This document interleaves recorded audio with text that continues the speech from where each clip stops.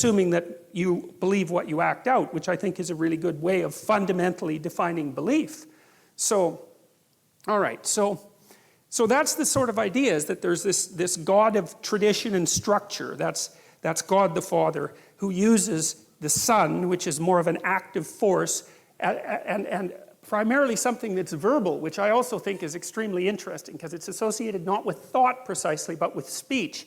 And I think the reason for that is that there's something to speech that's more than mere thought. And I think part of the reason for that is that speech is a public utterance. And at least in principle, speech is something that's shaped by the existence of everyone else, at least across time. Because when you speak, your speech is put forward in the world as a causal element, and it's also subject to criticism and cooperation and mutual shaping. And so there's an idea here too that speech is that the cognitive processes that bring habitable reality out of uninhabitable chaos have this collective and public element, which is part of the reason, by the way, that I'm an advocate of free speech, let's say, above all, because I don't think, although it is the case, for example, in the Canadian Bill of Rights, that every single right has equal value. That's the theory. It's an idiotic theory, because it's absolutely impossible for a large set of rights to have absolutely equal stances. That cannot happen. There's no way that can ever work. But that is the legal judgment. But I think it's a huge mistake, because free speech has this, well, this divine quality, let's say, that you can't escape from, because it's the thing that manufactures everything else. You know, and I do think that the dream that you could think of as encapsulated in the stories in Genesis is the dream by which human beings dreamed up the idea that we would now consider consciousness. Because, you know, it took us a long time to figure out the word consciousness. It's not like it's bloody obvious. Who knows how many thousands of years, or who knows what struggles we had to undertake to abstract out something like consciousness, and how we had to represent that dramatically, say, or symbolically, or in a dreamlike fashion before we could actually formulate the term and localize that to some degree in people. It's very sophisticated. So John makes the case that, well, there's an emanation of God, or an element of God, the transcendent consciousness, it's something like that acts directly and in a sort of living way with the underlying potential of the world. And I think that that's phenomenologically accurate, and I do think that that's the way we regard our lives. Because, you know, when you think about it too, we tend to think that what you encounter when you're looking at the world is the material world, but that isn't how you act. You do act as if you're in a place of potential, and also in a place of potential that you can actually transform, which is also something extraordinarily strange, you know, because we do treat each other as if we're capable of bringing new forms into the world in some permanent manner, right? And we treat each other as if we have free choice and free will, and perhaps we don't. But it's certainly the case that societies that are predicated on the idea that we don't do very well.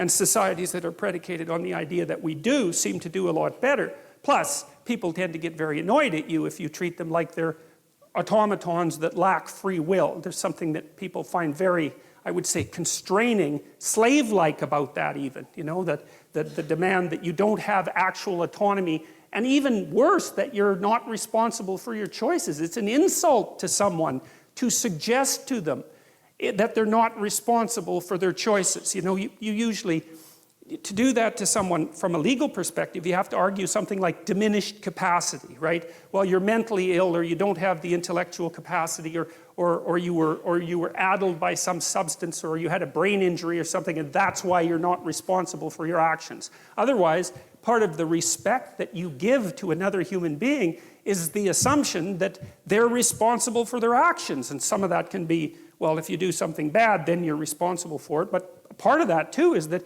if you do something good, you're also responsible for that. And that also seems necessary, because, I mean, it's got to be more annoying than anything else you can imagine to strive virtuously, let's say, to produce something of extreme value, and then to be treated as if that was a mere deterministic outcome, and that your actual choices had nothing to do with that. I mean, people find that sort of thing extraordinarily punishing. And so I'm willing to, I know that there are debates about all these things and debates about free will and debates about the nature of consciousness, but I'm trying to take a clear look at how people act and how they want to be treated, and then to trace it back to these old ideas to see if there's some metaphysical, let's say, metaphysical connection.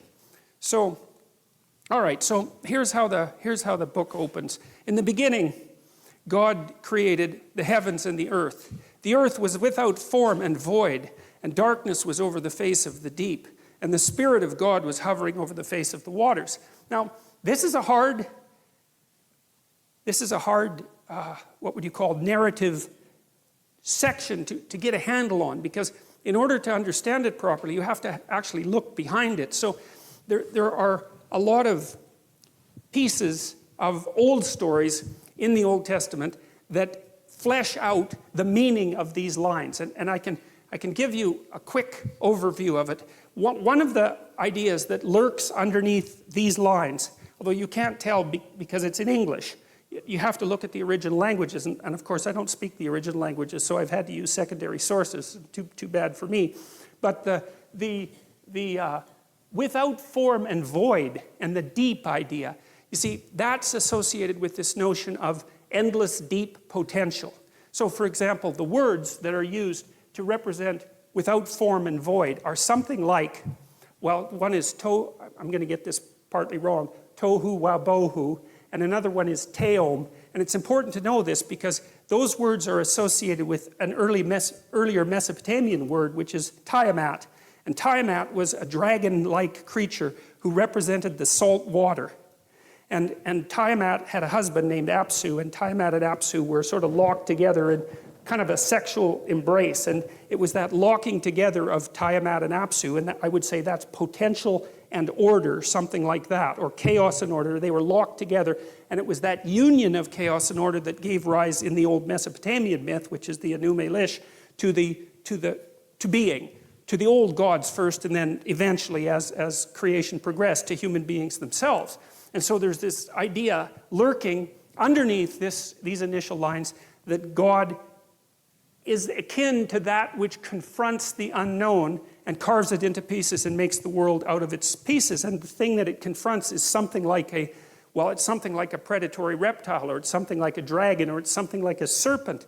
And I think part of the reason for that, and this is a very deep and ancient idea, is that this is where it gets so complicated to do the translation, is partly that is how human beings created our world. Like, we went out beyond the confines of our safe spaces, let's say. Our safe spaces defined by the tree or defined by the fire. And we actively voyaged outward to the places that we were afraid of and didn't understand, and conquered and encountered things out there, like literally animals, like mammoths and snakes and predators of all sorts.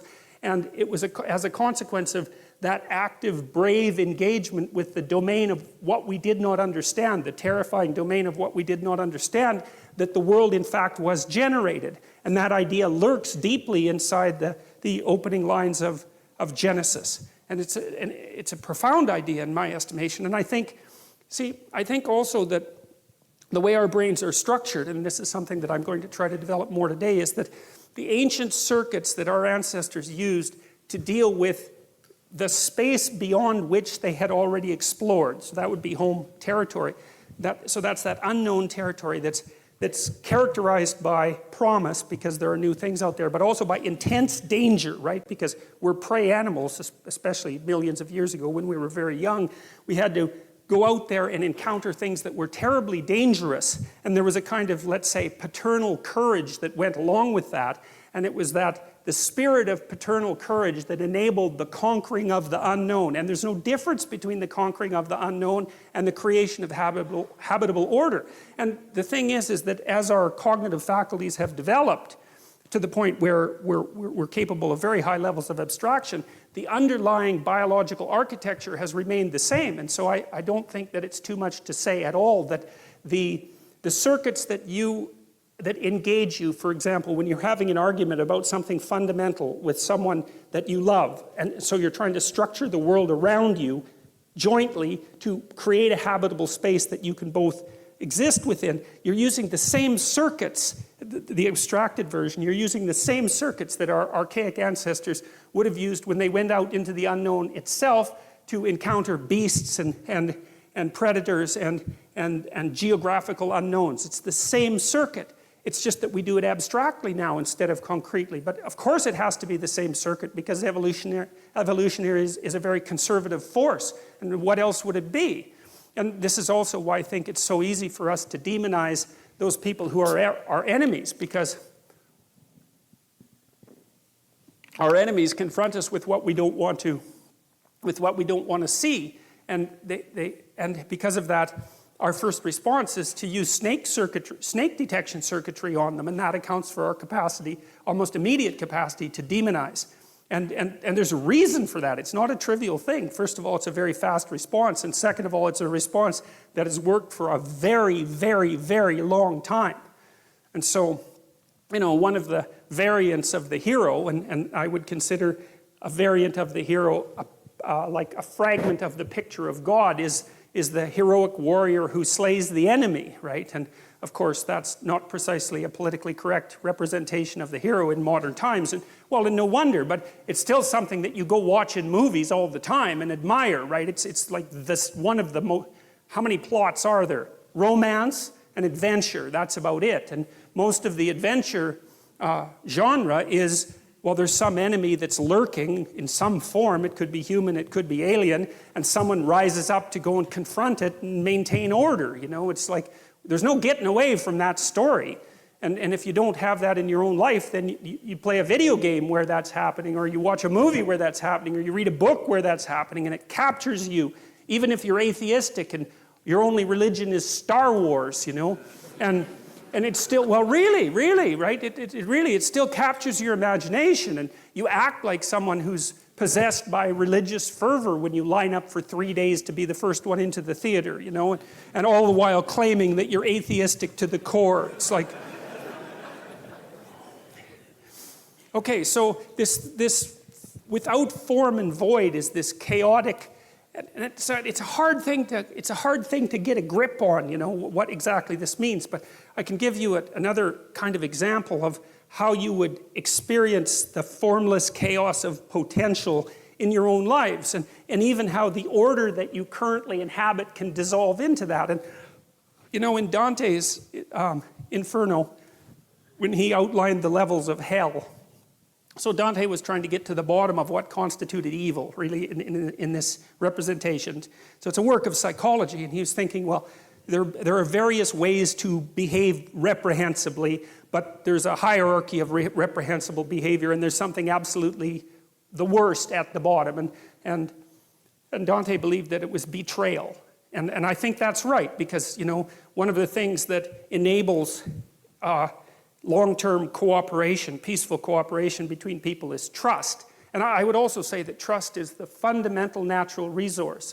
There's been some very good books written on the economic utility of trust, for example, and societies where the default economic presupposition between trading partners is trust tend to be rich, even if they don't have any natural resources.